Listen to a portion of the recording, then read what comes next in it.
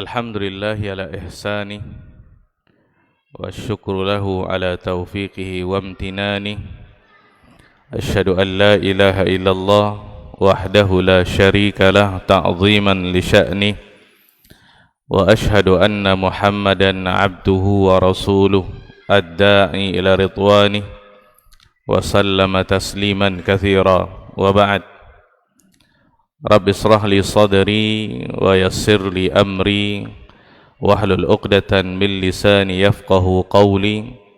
Allahumma zidna ilman warzuqna fahman. Allahumma 'allimna bima yanfa'una wanfa'na bima 'allamtana innaka ala kulli syai'in qadir. Allahumma ya hayyu ya qayyum bi rahmatika nastaghith fa aslih lana sya'nana kullah wa la takilna ila anfusina tarfata ain. Para jamaah kaum muslimin dan muslimat, para hadirin wal hadirat yang semoga senantiasa dirahmati dan diberkahi oleh Allah tabaraka wa taala. Segala puja, segala puji hanya milik Allah tabaraka wa taala yang senantiasa melimpahkan rahmat, karunia, anugerahnya kepada kita, sehingga di malam hari ini dengan izin Allah tabaraka wa ta'ala kita kembali bisa bertemu, berkumpul di rumah sangat mulia ini dalam rangka untuk mendalami ilmu agama, mempelajari ayat-ayat Allah, mempelajari hadis-hadis Nabi SAW. Kita berdoa semoga kita semuanya diberikan oleh Allah Azza wa Jalla ilmu yang bermanfaat dan juga diberikan kemudahan untuk senantiasa mengamalkannya. Amin ya rabbal alamin. Selanjutnya, salawat dan salam semoga senantiasa tercurah kepada baginda Rasulullah sallallahu alaihi wasallam. Allahumma salli ala Muhammad wa ala ali Muhammad.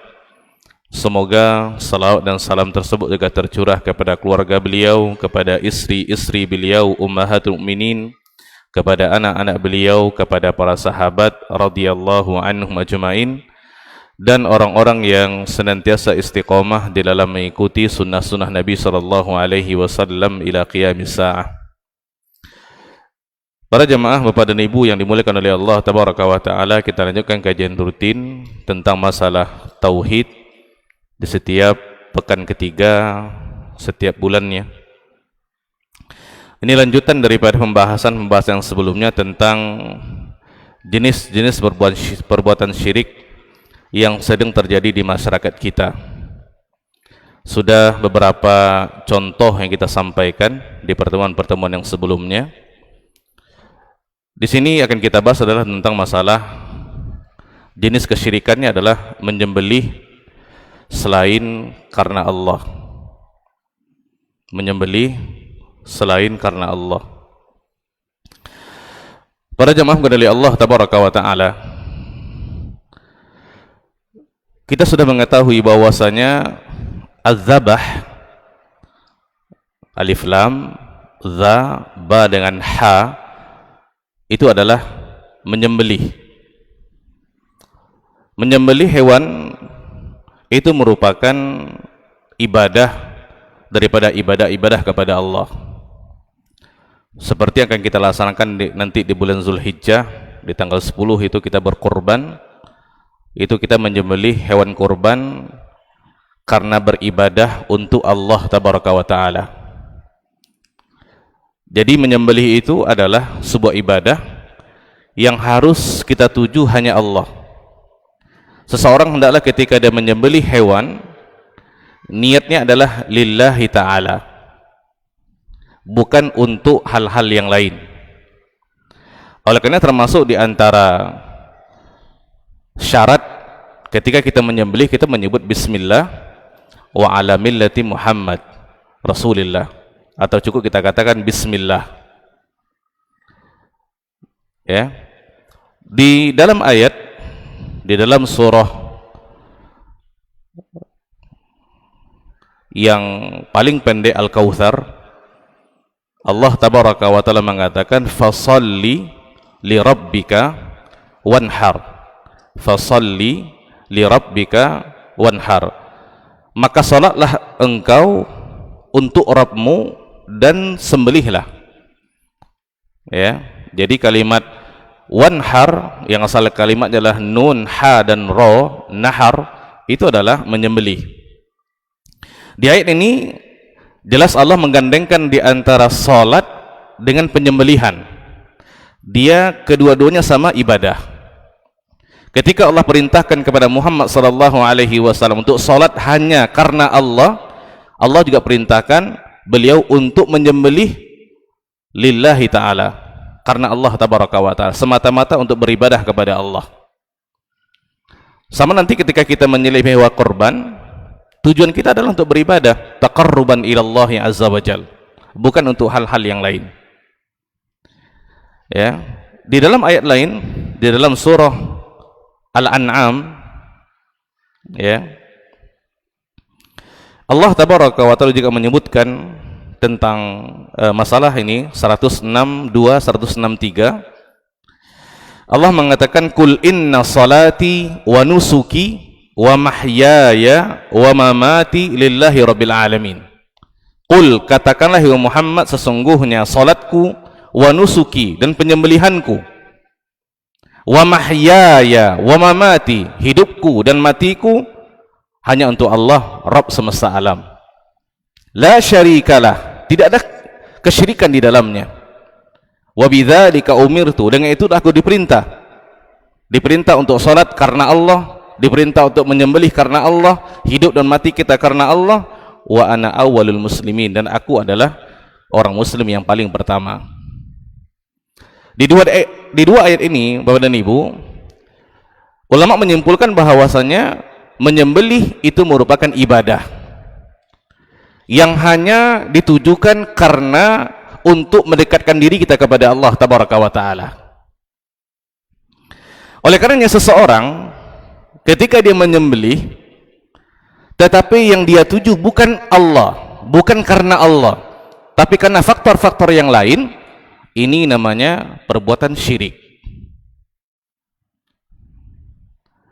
Ketika seseorang menyembelih yang dia adalah ibadah, tetapi dia niatkan bukan untuk Allah, tetapi untuk selain Allah, ini adalah perbuatan syirik. Sudah kita terangkan sebelumnya berulang-ulang Bapak dan Ibu, syirik itu adalah ketika seseorang memalingkan suatu ibadah kepada selain Allah. Ketika seseorang memalingkan suatu ibadah kepada selain Allah, itu syirik tuh. Kita salat untuk Allah. Kalau ada orang salat karena yang lain, mungkin dia salat untuk wali yang sudah meninggal di kuburan, untuk tempat-tempat yang mungkin keramat dan sesuatu yang lain, itu syirik. Atau ketika dia beribadah untuk dipuji, untuk dikatakan dia orang yang soleh, itu syirik kecil. Ya. Jadi ketika seseorang memalingkan suatu ibadah kepada selain Allah, itu adalah perbuatan syirik. Nah, di sini ketika menyembelih itu adalah ibadah, niatnya adalah untuk mendekatkan diri kita kepada Allah tabaraka wa ta'ala, maka ketika seseorang menyembelih bukan karena Allah, itu syirik. Dan ini banyak terjadi di masyarakat kita, Bapak dan Ibu. Contoh seperti ini. Sering kita ketika akan membangun rumah di sebuah tempat, ya, orang mengatakan, Pak, ini tempat ini angker, Pak. Ini ada penunggunya nih, Pak. Jadi macam mana? Baiknya sebelum Bapak bangun pondasi dan selanjutnya, sembelih dulu hewan, mungkin ayam berwarna hitam, sembelih di tempat itu. Niatkan untuk penunggu tuh. Kenapa seperti itu? Supaya nanti Bapak dengan keluarga tidak diganggu. Banyak Pak terjadi seperti ini, Pak. Banyak, Pak. Nah, kalau seseorang ketika dia menyembelih tadi, walaupun hanya seekor ayam, tapi yang dia tuju bukan selain Allah, bukan untuk Allah tabaraka wa ta'ala, itu kesyirikan. Karena dia menyembelih itu untuk penunggu yang ada di situ. Ini contoh yang sangat dekat di kita, Bapak dan Ibu. Nanti ada proses lain tuh, kalau sudah nanti naik tiang, kalau mau di atap, kalau di kitanya mungkin Nanti ada lagi sesaji yang akan dibuat. Seperti kalau di kita mungkin pisang satu tandan, nanti ada lauknya, ada nasinya, ada lauknya, diletakkan. Kadang-kadang pisang itu digantung di atas tuh untuk penunggu gitu. Nanti kalau dilihat pagi nanti tidak ada lagi, mungkin habis atau dimakan, nanti dia kata, itu penunggu yang makan Pak. Padahal bukan. Padahal orang-orang di situ yang makan. Karena mereka menunggu tempat itu gitu. Nah, ini perbuatan syirik kepada Ibu. Dan juga banyak di masyarakat kita ketika mereka panen padi contohnya, ya, ataupun panen apa saja hasil kebun mereka, nanti mereka akan menyembelih seekor sapi, kemudian mereka niatkan untuk hal-hal tertentu gitu. Mungkin mereka sembelih, kemudian kepalanya mereka hanyutkan di laut untuk penunggu laut yang sudah berjasa besar membuat hasil panen mereka menjadi berhasil. Apakah panen padi dan seterusnya gitu. Ini kan sudah membudaya di kita gitu. Padahal itu adalah pelanggaran dalam syariat. Itu adalah syirik besar. Kenapa? Karena dia menyembelih itu adalah ibadah. Sembelihan hanya untuk Allah tabaraka wa taala. Ketika kita menyembelih bukan untuk Allah, itu kesyirikan. Ketika seseorang sakit ahli keluarganya, kemudian dia pergi berobat. Dan kita sudah bicarakan tentang masalah hukum kedukun, paranormal, dan nama-nama yang sama dengannya, dilarang. Nanti dukun itu mengatakan, ini Pak penyakitnya parah ini. Jadi gimana? Coba Pak cari ayam berwarna seperti ini, umurnya seperti ini, di tempat ini, nanti Pak sembelih di tempat itu. Dia kayaknya diganggu sama penunggu itu. Itu juga ada seperti itu. Nah, semua contoh yang saya sebutkan tadi pada Ibu, dan masih banyak contoh yang lain di masyarakat kita, itu adalah perbuatan syirik. Kenapa dikatakan perbuatan syirik? Karena menyembelih adalah ibadah. Ketika seseorang memalingkan sebuah ibadah kepada selain Allah, itulah kesyirikan. Kalau orang mengatakan, Ustadz, itu kan budaya Ustadz, kan ada masalah. Kita katakan selama budaya di kita selaras dengan syariat, sejalan dengan syariat, tidak bertentangan dengan syariat, jalan, tidak ada masalah. Tapi ketika dia bertentangan dengan syariat, kita mesti ikut siapa badan Ibu? Adat manusia yang buat, syariat Allah yang buat. Maka ketika kita menjadi seorang muslim dan muslimah, kita mesti tunduk taat kepada Allah. Karena kalimat muslim itu artinya apa? Kita menyerahkan diri kita bulat-bulat hanya kepada Allah. Apa yang Allah perintahkan, ikut. Apa yang Allah larang, berhenti. Ya, ini poin yang penting. Baik, di dalam sebuah riwayat pada Ibu, ini riwayat di dalam Musnad Imam Ahmad. Mungkin Bapak Ibu pernah mendengar riwayat ini, yaitu kisah ada seseorang, dia masuk surga karena seekor lalat, satu lagi masuk neraka karena seekor lalat. Dan ini hadisnya sahih. Jadi ada seseorang laki-laki, dia masuk surga karena seekor lalat, dia masuk surga karena dia masuk neraka karena seekor lalat. Saya bacakan riwayatnya. Ini riwayat daripada sahabat Nabi SAW yang namanya Tariq bin Shihab radhiyallahu an, dalam Musnad Imam Ahmad. Nabi SAW bersabda, dakhala al-jannata rajulun fi dhubab, telah masuk surga seorang laki-laki karena seekor lalat. Wa dakhala an-nar rajulun fi dhubab, dan telah masuk neraka seorang laki-laki karena seekor lalat. Jadi ketika Nabi menyampaikan ini kepada para sahabat, sahabat heran gitu, masa iya seekor lalat bisa memasukkan orang ke dalam surga, bisa memasukkan orang ke dalam neraka? Kalau zaman sekarang Bapak dan Ibu, tidak ada orang jual lalat Pak. Kalaupun ada jual, online pun sekalipun, tidak ada orang yang mau beli, karena dia hewan yang paling jorok gitu, membawa penyakit. Tetapi ternyata lalat ini bisa memasukkan orang ke dalam surga, bisa memasukkan ke dalam neraka. Maka sahabat bertanya kepada Nabi SAW, qalu wa kaifa dzalika ya Rasulullah, bagaimana bisa seperti itu ya Rasulullah, bagaimana itu bisa terjadi gitu?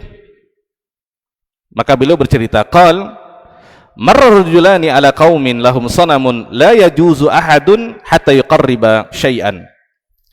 Dahulu ada dua orang laki-laki, mereka melewati sebuah kaum, sebuah masyarakat yang mereka menyembah berhala. Tidak boleh orang lewat di situ kecuali mereka mesti berkorban untuk berhala tadi dengan sesuatu apapun gitu. Jadi kalau mereka lewat, kalau melewati tempat itu mesti berkorban gitu. Dengan apapun, tidak ada masalah. Yang penting berkorban. Ya. Faqalu li ahadihima, maka mereka berkata, penduduk yang ada berhala tadi, ya, berkata kepada salah seorang daripada laki-laki tadi, karena dia ingin melanjutkan perjalanan. Dia mengatakan, mereka mengatakan, qarrib, berkorbanlah. Ya. Maka laki-laki itu mengatakan, laisa indi syai'un uqarrib, saya tidak punya sesuatu apapun yang saya bisa berkorban dengannya. Apa yang saya korbankan? Saya tidak punya. Qalulah, mereka mengatakan kepada laki-laki tadi, qarrib walau dzubaban, berkorbanlah walaupun engkau hanya berkorban dengan seekor lalat, tidak ada masalah. Maka laki-laki ini menerima tawaran tadi. Faqarraba dzubaban fakhallu sabilahu fadakhala an-nar. Maka laki-laki yang pertama tadi, dia berkorban dengan seekor lalat. Niatnya untuk apa, Pak? Untuk berhala tadi, bukan untuk Allah tabaraka wa ta'ala. Karena dia tidak punya pilihan, dia ingin juga melewati itu karena dia ingin pergi ke sebuah tempat. Dia berkorban dengan seekor lalat tadi. Fakhallu sabilahu, maka mereka biarkan perjalanannya, silahkan, karena dia sudah berkorban tadi. Fadakhalan nar, tapi dia masuk neraka. Wa qalu li akhar, kemudian mereka berkata kepada yang lain, laki-laki yang kedua, qarrib, berkorbanlah engkau. Faqal, maka dia mengatakan, ma kuntu liuqarriba li ahadin syai'an dunallah. Ini tauhid, Pak. Dia mengatakan, aku tidak akan pernah berkorban dengan sesuatu apapun untuk selain Allah. Kenapa dia mengatakan itu? Dia tahu itu perbuatan syirik. Walaupun hanya dengan seekor lalat, saya tidak mau. Kenapa? Karena dia tahu ketika dia berkorban dengan seekor lalat tadi, niatnya bukan untuk Allah. Untuk siapa, Pak? Untuk berhala tadi yang mereka ibadati. Fadarabu unuqah, mereka pancung kepalanya, mereka pukul lehernya, ya, unuqah itu lehernya, mereka pancung. Fadakhala jannah, tapi dia masuk surga, Pak. Ini hadis sahih dari dalam Musnad Imam Ahmad. Nah, ulama ketika mengomentari hadis ini, banyak faedah yang kita dapatkan dalam hadis ini, Pak. Di antaranya yang pertama adalah menunjukkan betapa besarnya fungsi niat di dalam agama kita. Niatlah yang membedakan, Pak. Apakah seseorang akan masuk surga atau masuk neraka? Itu niat yang membedakan. Sama seperti kita belajar fikih, yang bisa membedakan ini amalan wajib, ini amalan sunat, apa dia? Niat. Kita salat sunat tadi maghrib ba'diyah 2 rakaat, sama seperti salat subuh. Tapi apa yang membedakannya? Niat, Pak. Kita salat maghrib 3 rakaat, sama seperti salat witir. Apa yang membedakannya? Niat. Makanya Nabi SAW mengatakan dalam sebuah hadis, innamal a'malu binniyat, sesungguhnya setiap amalan itu dengan niat. Dan setiap seseorang akan mendapatkan sesuai yang dia niatkan. Walaupun yang dia korbankan hanya seekor lalat, yang membedakan di antara laki-laki yang pertama masuk neraka, yang kedua masuk surga adalah niat. Yang pertama, niatnya ketika berkorban untuk berhala, itu kesyirikan. Dia memang bebas di dunia, tapi dia masuk neraka. Yang kedua tidak, dia tidak mau, karena tauhid yang sangat tangguh dalam dirinya, Pak. Sehingga dia katakan saya tidak mau. Dia rela mati demi mempertahankan tauhidnya. Dia lebih rela untuk sengsara di dunia, nanti akan bahagia di akhirat. Karena memang syaratnya dikatakan dalam riwayat lain, penduduk di situ mensyaratkan kalau mereka tidak berkorban akan dibunuh. Lihat Pak, begitu cintanya mereka ke berhala mereka tadi, melebihi cinta mereka kepada Allah Tabaraka wa Ta'ala. Berhala itu Pak, itu mereka sendiri yang buat, mereka sendiri yang pahat dengan kepandaian mereka, dengan alat-alat yang ada, dengan kayu yang ada, mereka pahat sendiri, mereka bentuk mukanya, ada mulutnya, ada hidungnya, ada matanya, ada tangannya. Itu yang mereka ibadati gitu. Makanya benar ini kalimat ayatnya yang mengatakan bahwasanya orang-orang yang berbuat syirik itu akal sehatnya tidak ada Pak. Atau dikatakan dia adalah orang-orang yang juhal, orang-orang yang jahil, mak bicara orang-orang yang bodoh. Masa iya Tuhannya dia buat sendiri kemudian dia ibadati? Sesuatu yang sangat hina gitu. Masa dia kalah dengan benda mati yang dia buat sendiri? Di mana akal sehat Pak? Sesuatu yang tidak bisa memberikan manfaat, sesuatu yang tidak bisa memberikan mudarat, menolak mudarat, dia kemanakan Allah Tabaraka wa Ta'ala, zat yang maha agung dan mulia, zat yang maha berkuasa, zat yang telah menurunkan nikmat kepada kita segala-galanya, zat yang telah menguji kita dengan berbagai musibah-musibah. Dan Allah katakan yang akan mengangkat musibah itu adalah Allah sendiri, karena Allah yang mendatangkannya, Allah yang akan mengangkatnya. Berhala itu tidak bisa Pak. Ya, ini poin yang pertama gitu. Nah, ini sesuai dengan tema kita pada malam hari ini. Walaupun yang dia korbankan hanya seekor lalat yang mungkin tidak ada harganya, tetapi ketika dia niatkan kepada selain Allah, neraka akibatnya.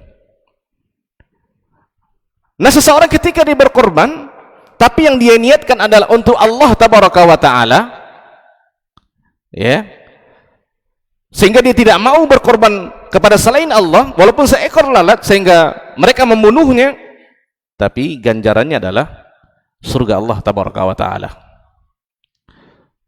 Jadi ini poin yang pertama gitu, betapa agungnya niat di dalam agama kita Pak. Makanya bagaimanapun kita sholat Pak, sekhusyuk manapun, sepanjang manapun ayat yang kita baca, ketika kita tidak berniat, tidak sah dan tidak ada pahalanya Pak. Tidak sah dan tidak ada pahalanya. Dan ini bukan hanya salat, semua ibadah. Ketika kita puasa kita juga berniat, ketika kita haji juga kita berniat. Untuk siapa ini? Untuk Allah. Kalau sampai kita salah di pondasi ini, maka kita akan selesai ibadah kita Pak. Bapak dan Ibu yang dimuliakan oleh Allah Tabaraka wa Ta'ala, faedah yang kedua daripada hadis yang kita baca tadi menunjukkan betapa agungnya tauhid, betapa hinanya syirik. Karena seseorang yang bertauhid Pak, dan dia mengamalkan tauhidnya, ganjarannya surga. Dia akan aman di surga Allah Tabaraka wa Ta'ala. Dan karena inilah Allah Tabaraka wa Ta'ala mengutus para rasul dan anbiya. Tujuan Allah adalah agar rasul dan anbiya ini mengajak umat untuk beribadah semata-mata hanya untuk Allah. Silakan kalau Bapak buka nanti surat-surat tentang masalah nabi-nabi, dalam surah Al-A'raf ada, dalam surah Asy-Syu'ara ada. Semua mereka mengatakan faqala ya qaumi i'budullah. Wahai kaumku, beribadahlah kepada Allah. Allah juga kata dalam surah An-Nahl, walaqad ba'atsna fi kulli ummatin rasulan an ya'budullaha wajtanibut taghut. Sungguh kami telah utus pada setiap umat seorang rasul. Apa misi mereka? An ya'budullah, agar mereka menghimbau, menyeru umatnya untuk beribadah kepada Allah Tabaraka wa Ta'ala dan menjauhkan peribadatan selain Allah. Itu namanya taghut. Jadi kuburan-kuburan keramat, kuburan-kuburan wali, tempat-tempat keramat apa saja bentuknya, tempat ibadah yang diibadati, itu taghut namanya Pak. Karena ia akan menentukan apakah kita di surga dengan di neraka, tauhid tadi Pak. Kalau kita mengamalkannya, surga. Kalau kita tidak mengamalkannya, neraka. Inilah yang Nabi katakan, salah satu keutamaan orang-orang yang kalimat terakhir yang sebelum dia meninggal dia ucapkan kalimat la ilaha illallah dakhalal jannah. Nabi mengatakan man kana akhiru kalamihi la ilaha illallah dakhalal jannah. Barang siapa yang akhir kalimat, ini kan kalau kita melihat saudara kita sudah nazak satu-satu nafasnya, ya, itu kita disunahkan untuk mentalkinnya. Mentalkin itu maksudnya membimbingnya membaca kalimat la ilaha illallah. Ya, jangan divideokan Pak, nanti di post di mana-mana, jangan. Ya, kita bisikkan ke telinga kanannya, ucapkan Pak la ilaha illallah. Kalau kita lihat Pak, siapa yang tidak bisa mengucapkan itu sekarang ini? Bahkan anak-anak TK kita bisa mengucapkannya la ilaha illallah. Tetapi ini momennya berbeda. Ini sakaratul maut yang akan menentukan tempat kita di surga atau neraka ini. Allah menguji kita dengan kalimat tauhid, la ilaha illallah. Kalau kita bisa menyebutnya, masuk surga. Apakah sebatas menyebutnya, Pak? Enggak. Kalau sebatas menyebutnya, anak-anak kita bisa menyebutnya. Tapi apakah mereka memahami isi kandungannya dan mengamalkannya? Belum tentu. Jadi ulama mengatakan itu bukan kalimat hanya sebatas diucapkan gitu saja masuk surga, enggak. Surga itu mahal, Pak. Seseorang dia mengucapkannya, memahaminya dan mengamalkan isi kandungannya. Makanya orang-orang yang senantiasa istiqomah di dalam beribadah kepada Allah Tabaraka wa Ta'ala kapanpun dan dimanapun, maka dia akan mendapatkan husnul khatimah. Dia akan mendapatkan akhir yang baik gitu. Artinya apa? Akan dimudahkan oleh Allah untuk dia menyebut kalimat la ilaha illallah. Kenapa? Karena dia sudah beramal saleh. Allah tidak akan pernah mengecewakan hambanya, Pak. Tapi kalau dia bergelimang dengan perbuatan-perbuatan maksiat dan dosa, yang mana perbuatan-perbuatan dosa tadi tidak dia iringi dengan istighfar, bertaubat kepada Allah Tabaraka wa Ta'ala, susah, Pak, untuk menyebut kalimat la ilaha illallah itu. Pengalaman yang ada, kalau dia suka nyanyi contohnya, kalau kita katakan la ilaha illallah, dia akan berdendang. Kalau dia suka dangdut, dangdut dah tuh. Kenapa? Nabi mengatakan seseorang akan meninggal sesuai dengan kebiasaannya, Pak. Bagaimana kebiasaan hidupnya, begitulah yang Allah tampakkan di akhir-akhir hayatnya. Kalau dia sering membaca Al-Quran, akan mudah dia menyebut kalimat la ilaha illallah, akan keluar daripada lisannya ayat-ayat Allah Tabaraka wa Ta'ala. Kalau dia suka mencaci, memaki saudaranya, akan keluar kalimat itu, Pak. Jadi nanti akan menentukan segala-galanya daripada hidup kita adalah di akhir nanti, Pak. Bagaimana? Nah, ini tentang masalah tauhid. Sama dengan hadis yang kita baca tadi. Jadi bukan masalah seekor lalatnya, bukan, tetapi tauhid yang dia amalkan, laki-laki tadi. Dia rela mati demi mempertahankan tauhidnya. Nah, kita ingin generasi yang seperti itu, Pak. Generasi yang benar-benar kokoh tauhidnya, bagaimanapun keadaannya, dia tetap akan mengamalkan isi kandungan tauhid. Bapak Ibu yang dimuliakan oleh Allah Tabaraka wa Ta'ala, di zaman teknologi sekarang nih, kita bisa melihat video-video yang benar ya daripada anak-anak Palestina yang kecil-kecil tuh, Pak. Yang baru-baru ini ketika dibom oleh orang-orang Israel di rumah mereka di bulan puasa. Itu mereka di rumah-rumah itu membaca Al-Quran, berzikir. Tidak ada ketakutan sama sekali, Pak. Yang mungkin selama ini kalau kita di Indonesia, kita hanya melihat di film-film, kan ya, atau berita-berita luar negeri. Kita tidak pernah melihat dengan mata kepala kita sendiri bom itu meledak gitu. Mereka tidak. Mereka berzikir di sini, rumah tetangganya meledak gitu. Tapi apakah mereka ketakutan dan segala macam? Tidak.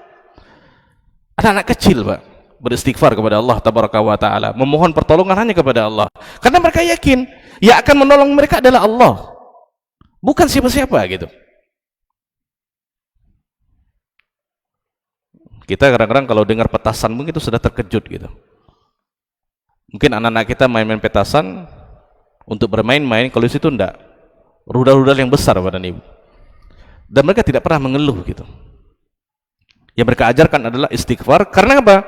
Karena zikir itu yang membuat mereka tenang, Pak. Bagaimanapun keadaan yang mencekam ketika itu, tapi ketika mereka berzikir kepada Allah, memahami apa yang mereka baca, semuanya akan tenang.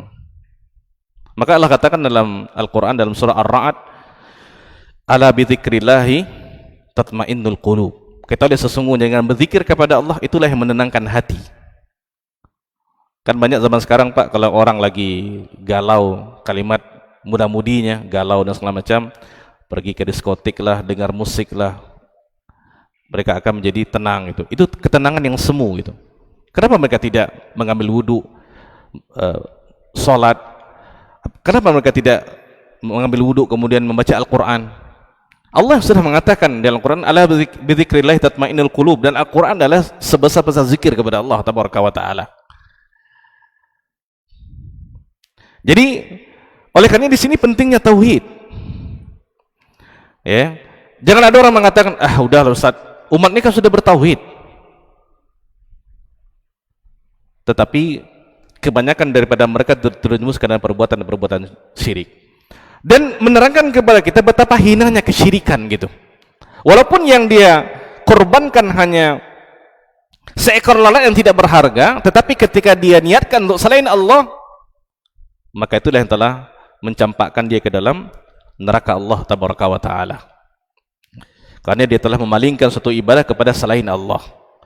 Bapak dan Ibu dimuliakan oleh Allah tabaraka wa ta'ala. Faedah yang ketiga yang kita dapatkan daripada hadis ini, kadang-kadang seseorang terjatuh ke dalam kesyirikan tanpa dia sadari gitu. Kadang-kadang seseorang terjerumus ke dalam perbuatan syirik itu tanpa dia sadari. Laki-laki yang pertama tadi, Pak, dia dicampakkan oleh Allah ke dalam neraka karena berkorban seekor lalat selain Allah. Itu mungkin dia mengatakan dalam dirinya, ini kan seekor lalat cuman. Bukan ayam, bukan kambing, bukan sapi, bahkan bukan unta. Ya, hewan yang paling besar pahalanya dan harganya. Ini seekor lalat. Mungkin dia mengatakan, enggak mungkin lah. Ya, ini kebanyakan daripada kita, Pak. Dan sudah kita terangkan juga tentang masalah jimat hari itu. Kalau kita perhatikan fenomena di masyarakat, ketika anak kecil berumur sebulan, 2 bulan, 3 bulan, dia pakaikan jimat di bahu kiri atau kanannya dengan pakaian yang hitam, ada sesuatu di dalam itu. Mungkin dia mengatakan, ini kan ada apa-apa, Ustaz? Cuman untuk memberikan manfaat dengan menolak mudarat. Tidak ada apa-apa gitu. Tanpa disadari gitu, Pak. Padahal itu adalah kesyirikan. Kenapa? Yang bisa memberikan manfaat, yang bisa menolak mudarat itu hanya Allah. Kalau kita meyakini ada zat yang lain yang bisa memberikan kita manfaat, menolak mudarat daripada kita, berarti itulah kesyirikan, Pak. Makanya kita disuruh minta kepada siapa? Kepada Allah tabaraka wa ta'ala. Allah mengatakan, ud'uuni astajib lakum. Itu kalau kita belajar bahasa Arab, Pak, itu jawab syarat namanya. Allah katakan, ud'uuni fil amar, serulah, pasti aku jawab. Dalam hadis dikatakan ketika seorang berdoa, Pak, Allah akan berikan 1 di antara 3 kepada hamba tadi. Yang pertama, Allah kabulkan doanya, Pak. Yang kedua, Allah akan simpan doa tadi sampai hari kiamat nanti. Yang kedua, yang ketiga, Allah akan palingkan keburukan semisal dengan doa yang dia minta. Kalau kita berdoa, Pak, kita akan dapat 1 di antara 3. Oleh karena kita dilarang kalau kita berdoa, kemudian kita katakan, saya sudah berdoa, kau tidak dijawab juga. Mana tahu kita mungkin diberi kesehatan. Ketika mungkin takdir kita jatuh karena kita berdoa, tidak jadi jatuh, tidak jadi masuk rumah sakit, dipalingkan keburukan gitu. Nah, satu lagi, Pak, rezeki itu bukan hanya sebatas harta benda. Kesehatan badan itu rezeki. Kemudahan kita beribadah, sampai kita datang ke masjid ini, tidak ada yang mengintimidasi kita. Kita bisa mendengarkan kajian dengan bebas. Ustadznya bisa ngomong dengan bebas. Itu kan nikmat daripada Allah tabaraka wa ta'ala. Ya, jadi di sini banyak hal-hal seperti ini terjadi, Pak. Atau orang-orang dengan biasa datang ke dukun yang sudah kita ceritakan. Mungkin hal yang biasa, seseorang yang rajin ke masjid, bahkan dia mungkin mengimami orang, Ya, dia sudah berhaji berkali-kali, berkopiah putih dia, berserban dia. Kemana Pak? Saya mau ke orang pintar itu katanya. Padahal itu perbuatan syirik, Pak. Atau seperti yang sudah kita terangkan, gemar membaca zodiak-zodiak yang ada di majalah-majalah, di koran-koran. Kalau bintangnya ini begini nasibnya, kalau bintang ini begini nasibnya. Canggih sekali, Pak. Padahal Allah sudah menerangkan, wa ma tadri nafsun bi ayyi ardin tamut. Seseorang tidak akan pernah tahu di mana dia meninggal. Seseorang tidak akan pernah tahu apa yang dia lakukan besok. Jangan besok, Pak, 5 menit ke depan mungkin tidak tahu nih apa yang terjadi.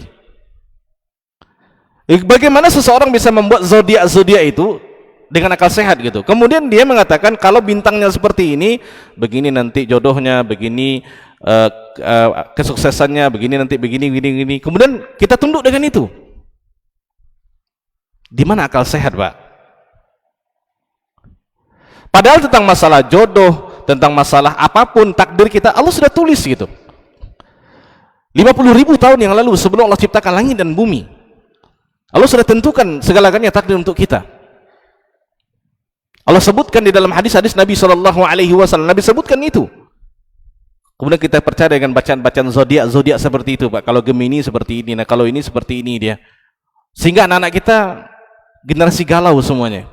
Kalau dia merasa bintangnya seperti itu, ini kayaknya tidak cerah kayaknya ini. Ya, dan itu kalau kita perhatikan, biasa saat bacaan anak zaman sekarang. Atau kalau lihat di siaran-siaran televisi yang ada, Pak, yang namanya uji nyali lah, yang pakai dukun lah, yang menjadi konsumsi masyarakat kita, ditayang di jam-jam yang anak-anak kita melihatnya. Sehingga nanti kalau diwawancara seorang anak, mau jadi apa besok? Saya mau jadi paranormal, Pak. Kayak ini profesi yang menjanjikan gitu. Kenapa? Karena dia melihat itu yang yang menjadi tontonannya. Profesi yang diharamkan oleh Allah Tabaraka wa Ta'ala, dan hasilnya juga diharamkan oleh Allah Tabaraka wa Ta'ala. Dan ini banyak terjadi seperti ini, Pak. Sama seperti hadis yang kita baca ini. Dianggap mungkin, masa iya menyembelih seekor lalat bukan untuk Allah kita bisa masuk neraka, masa iya? Sama seperti hadis ini, Pak, tentang masalah celana yang isbal, atau tentang masalah anggota wudu yang tidak tersentuh air wudu. Nabi kan mengatakan wailun lil aqabi minan nar, tentang masalah anggota wudu yang tidak tersentuh oleh air wudu. Nabi mengatakan wailun lil aqabi minan nar, celakalah tumit-tumit yang tidak tersentuh daripada air wudu, tempatnya neraka. Tumit ini kan anggota wudu, Pak, termasuk kaki dia, arjul dia. Dalam surah Al-Maidah itu Allah terangkan, ya, rukun-rukun wudu, daripada wajah, kemudian tangan, kepala, kemudian telinga, sampai ke kaki. Nah, kalau kita berwudu tidak tersentuh tumit kita dengan air wudu, atau mungkin celah-celah jari-jari kaki kita karena kita tidak menyelah-nyelahnya, maka kita akan terancam dengan hadis tadi. Mungkin ada mengatakan, masa iya Ustaz, tumit yang tidak terkena air wudu masa iya neraka? Kita katakan itu perkataannya Nabi SAW. Nabi kalau sudah mengucapkan sesuatu tentang masalah agama itu wahyu, Pak. Allah katakan surah An-Najm, wa ma yantiqu anil hawa. Nabi tidak pernah mengatakan tentang hawa nafsunya tentang masalah agama ini. In huwa illa wahyu yuha, itu adalah wahyu daripada Allah. Masa kita percaya dengan perkataan orang dan kita tidak percaya dengan perkataan Nabi kita tercinta Muhammad SAW? Ya, dan itu banyak terjadi di masyarakat kita, Pak. Belum nanti insya Allah di pertemuan yang akan datang tentang masalah percaya tentang masalah-masalah sial, Pak, atau dinamakan dengan tatayur. Dia kalau keluar rumah berangkat tertabrak kucing biasanya, kemudian nanti tidak baik kayaknya ini, atrek lagi masuk garasi lagi. Tanya oleh istrinya, kenapa Pak? Tadi saya tertabrak kucing, kayaknya nggak baik hari ini, saya di rumah aja lah. Itu kesyirikan, Pak. Itu tatayur namanya. Kita kalau bermimpi, nanti kalau bermimpi tanggal gigi yang bagian bawah, wah ini ada keluarga meninggal kayak ini. Kalau bagian atas, kayaknya ke rumah sakit kayak ini. Sehingga apa Kak? Hilang tawakal kita kepada Allah gitu. Sehingga kehidupan kita dihantui dengan kecemasan, Mbak. Ketakutan, kecemasan. Padahal tidak ada apa-apa gitu. Sedangkan Nabi Muhammad SAW saja tidak tahu takdirnya, Pak. Tidak tahu takdirnya, tidak tahu masalah-masalah gaib. Kecuali Allah yang kasih tahu kepada beliau. Masa karena seperti itu kita percaya gitu. Anak gadis kalau duduk di tangga jauh jodohnya itu. Jangan duduk di tangga. Kalau di rumah-rumah dulu kan ada tangga di ruang tamu, di antara dapur ke ruang tamu itu, Pak. Tidak usah duduk situ. Kenapa? Jauh jodoh, kan udah berapa umurnya itu? Apa hubungannya gitu? Tidak ada apa-apa gitu. Itu seperti orang jahiliyah dulu, Pak. Jadi mereka, orang-orang jahiliyah dulu, dalam sebuah riwayat disebutkan, kalau mereka ingin keluar rumah melakukan sebuah safar, mereka akan menerbangkan seekor burung, Pak. Jadi kalau burung itu ke arah kanan, ini baik nih. Kalau burung itu ke arah kiri, enggak nih. Kalau burung tuh langsung ke depan, nih baik ini. Kalau burung tuh atrek ke belakang dia, hendak nih. Jadi yang kita lakukan itu seperti jahiliyah jadinya.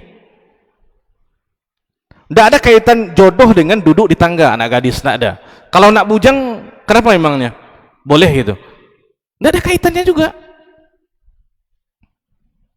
Jodoh itu Allah yang menentukannya gitu. Sampai kalau dari Papua yang laki-laki, dari Pekanbaru yang perempuan, kalau jodohnya bertemu, Pak. Sampai pertemuan kita saat ini, Pak, di malam hari ini, di Jumat ini, di minggu ketiga, di bulan Juni, itu Allah sudah takdirkan. Allah sudah tulis di Lauhul Mahfuz. Sehingga saya entah dari mana, Bapak Ibu entah dari mana, tiba-tiba kita berkumpul di sini. Itu takdir Allah Tabaraka wa Ta'ala. Tidak tahu siapapun di antara kita. Karena itu rahasia-rahasia Allah Tabaraka wa Ta'ala. Makanya Nabi mengatakan kepada seorang sahabat, ihris ala ma yanfa'uka wasta'in billah. Bersemangatlah untuk hal-hal yang bermanfaat untukmu dan mohon pertolongan kepada Allah. Bersemangat gitu. Jangan kalau kita mau ke masjid bawa mobil atau bawa Honda, tertabak mobil, nah jadilah. Padahal azab sudah berkemandang tuh. Masa kita hilangkan pahala 27 derajat hanya kita percaya dengan kucing yang kita tabrak gitu. Bukan maksud saya langsung ditabrak, dilinyang gitu aja, enggak Pak. Kalau ditabrak itu dikuburkan maksudnya. Tapi itu bukan menjadi sesuatu patokan gitu. Sehingga yang tadi itu banyak terjadi di masyarakat kita. Tanpa disadari, itu adalah perbuatan syirik. Kenapa? Mempercayai sesuatu yang tidak seharusnya. Sehingga kita hidup dalam kecemasan, senantiasa dalam kecemasan itu. Kalau ada bermimpi hal-hal yang aneh, itu tidak enak, atau perasaan tidak enak. Kalau suami kerja mungkin di rumah istri jatuh gelas atau apa, ini kayaknya tidak baik ini. Itu dibantu dengan tontonan-tontonan yang kita lihat gitu. Padahal tidak ada apa-apa. Kaitan musibah dengan jatuhnya gelas tentunya. Tidak ada masalah. Kita hanya disuruh oleh Allah Tabaraka wa Ta'ala untuk senantiasa berdoa. Menjauhkan kita daripada perbuatan-perbuatan yang buruk. Ya. Untuk senantiasa agar kita dekat kepada Allah Tabaraka wa Ta'ala. Baik, para jamaah yang dimuliakan oleh Allah Tabaraka wa Ta'ala. Juga di antara hikmah ataupun pelajaran yang kita dapatkan daripada hadis tadi,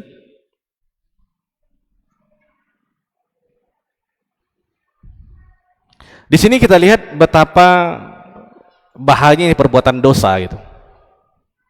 Ya. Jadi kita, Pak, seorang mukmin, kita tidak boleh memandang remeh perbuatan dosa. Seorang mukmin itu berbeda dengan seorang munafik. Orang mukmin itu kalau dia melakukan perbuatan dosa, sekecil apapun, itu seperti gunung yang dihempapkan ke dirinya.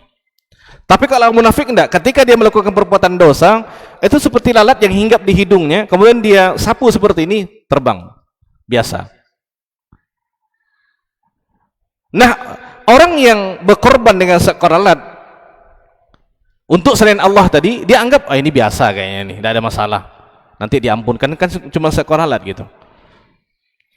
Nah ini kita bawa ke kehidupan kita, Pak. Sekecil manapun perbuatan dosa, Bukan dosa yang kita lihat, tapi kepada siapa kita durhakai? Kepada Allah tabaraka wa taala.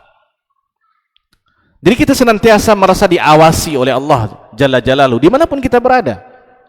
Di sini yang kita bicarakan, Pak, bukan tentang masalah orang yang suci, Pak. Tidak ada orang yang suci. Sampai ustadz pun mungkin lebih banyak dosanya berbanding para jamaah. Cuman jamaah yang tidak tahu gitu.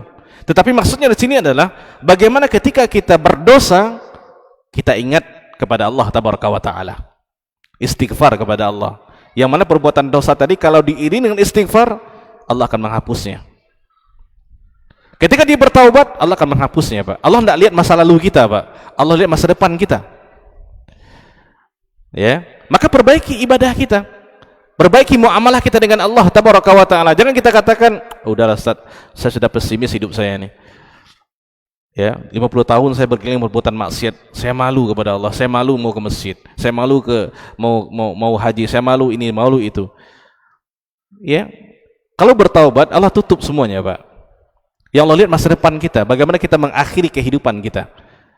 Baik, ini untuk materi kita pada malam hari tentang masalah menyembelih selain Allah, contoh daripada perbuatan syirik. Mudah-mudahan kita dibebaskan daripada hal-hal seperti ini, Pak. Apalagi kita akan berkorban nanti dengan ada yang seekor sapi, mungkin ada yang satu bagian daripada sapi, ada yang seekor kambing yang mungkin harganya bagi kita di zaman sekarang cukup tinggi. Jangan sia-siakan itu untuk hal-hal yang tidak berguna. Ya, niat kita adalah untuk mendekatkan diri kita kepada Allah tabaraka wa taala, supaya saudara kita yang miskin fuqara mereka bisa merasakan makan daging, ya, berbagi ketika kita mendapatkan nikmat daripada Allah tabaraka wa taala. Mungkin demikian, yang baik daripada Allah, tidak baik daripada kelemahan diri saya sendiri. Mohon maaf atas segala kekhilafan. Subhanakallahumma wa bihamdika asyhadu an la ilaha illa anta astaghfiruka wa atubu ilaik. Wassalamualaikum warahmatullahi wabarakatuh.